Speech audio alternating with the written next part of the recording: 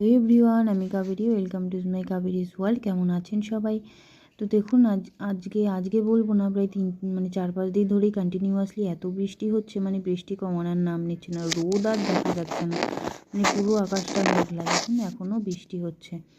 তো তারপরে আমি এই যে সকালে সব কাজ সেরে স্নান ধান করে চলে এসেছি। এবারে পুজো দেবো। আর এখানে দেখুন এই যে বাবান, ওকে পড়তে বসিয়েছি। আসলে ওদের স্কুলে সামার ভ্যাকেশান চলছে যেহেতু, সকাল সকাল উঠেই খেলা শুরু করে দেয়। আমি বললাম আগে পড়তে বসো, পড়াশুনো হবে তারপরে। দেখুন বিছানা এবং ওয়ালটার অবস্থা কী করে রেখেছে, একদম পুরো ড্রয়িং করে।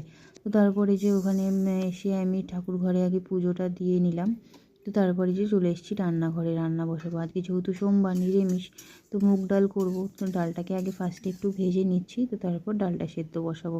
তো এখানে ডালটাও ভাজা হয়ে গেছে, এখন ডালটাকে একটু সেদ্ধ বসিয়ে দিলাম। আর দেখুন বাইরে একটু বৃষ্টিটা কমেছে। এবারে ছাদে যাব, ছাদে গিয়ে জামা কাপড়গুলো একটু মেলে দিয়ে আসবো। মানে যেখানে দেখুন স্নান করে এসছে, রোজ তাই করবে জানেন তো। স্নান করে এসে আমি যে পুজো দিই, সেই ঠাকুরের প্রসাদের বাটাগুলো নামিয়ে ধুবে। তো এখানে দেখুন বাটাগুলো ধুয়েছে, কিন্তু হয়তো নিচে একটু জল পড়েছে, সেটাকে মুছে দিচ্ছিল। আসলে ও যতটা পারে, ওর হিসেবে যতটা পারে বললে পরে একটু হেল্প করে দেয়। হেল্প করলে আমারও একটু সুবিধে হয়, যেহেতু আমাকে হেল্প করার মতো কেউ নেই। এদিকে ছাদে এসে জামা প্যান্টগুলোও মেলে দিয়েছি। আর এখানে দেখুন জামগুলো এত সুন্দর হয়েছে, পুরো একদম কালো হয়ে গেছে পেকে। আর এই যে এখানে সব সবজিগুলোও কেটে নিয়েছি, শুক্তো করব, আর পনির, আলু ভাজা, ডাল করব, এই করব। আর দেখুন না, কারেন্ট নেই। সে কালকে মাঝরাত থেকে কারেন্ট নেই। আমার না কারেন্ট না থাকলে এই একটাই অসুবিধা হয়, মশলা বাটা নিয়ে। আর যদি ট্যাঙ্কিতে জল না থাকে, জল তোলা না হয় আগের দিন, খুব ভয় লাগে যে কারেন্ট যদি না আসে। আর মশলা বাটা নিয়ে একটাই ভয় লাগে যে আমার শিলটার মধ্যে একদমই ধার নেই, আসলে ব্যবহার করা হয় না, যাতে করে না একদমই ধার নেই। মশলা বাটতে তার জন্য অনেক সময় লাগে। আর আগে দেখতাম পাড়ায় পাড়ায় না এই শিল ধার করা, ছাতা সারাই করার লোকগুলো আসতো, কিন্তু এখন না আর দেখাই যায় না। সেই জন্য আমার শিলটাকেও আর ধার করা হয় না।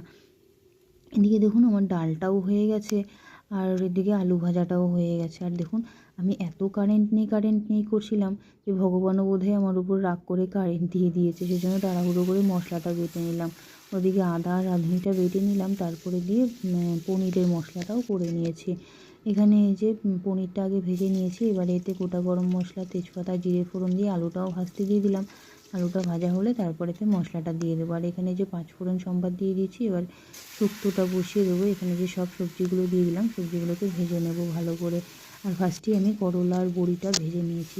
এখানে দেখুন পনিরের আলুটা ভাজা হয়ে গেছে। এবারে এই যে মশলাটা দিয়ে দিলাম, আর কাবলি ছোলা দিয়ে পনির করব। এখানে দেখুন মশলাটা কষানো হয়ে যাওয়ার পর এই যে সিদ্ধ করা কাবলি ছোলাটা দিয়ে দিলাম।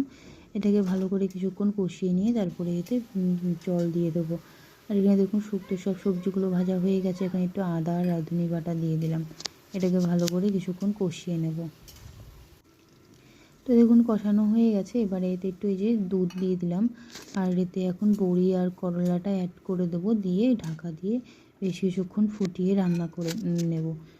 আর এদিকে দেখুন আমার পনিরটাও হয়ে গেছে। এবারে এতে ঘি গরম মশলাও দিয়ে দিয়েছি, এটাকে নামিয়ে নেব।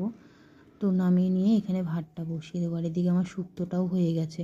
শুক্তোতেও আমি একটু ঘি দিয়ে দিচ্ছি, শুক্তোতে ঘি না দিলে না ভালো লাগে না খেতে। আর এখানে দেখুন ভাতটাও হয়ে গেছে, ভাতটাও নামিয়ে নেব।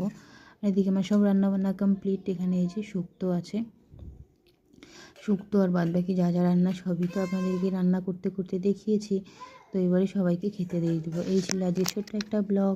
দেখা হবে আবার পরের একটা ব্লগে। আপনাদের কেমন লাগলো অবশ্যই জানাবেন। আজকের মতো টাটা।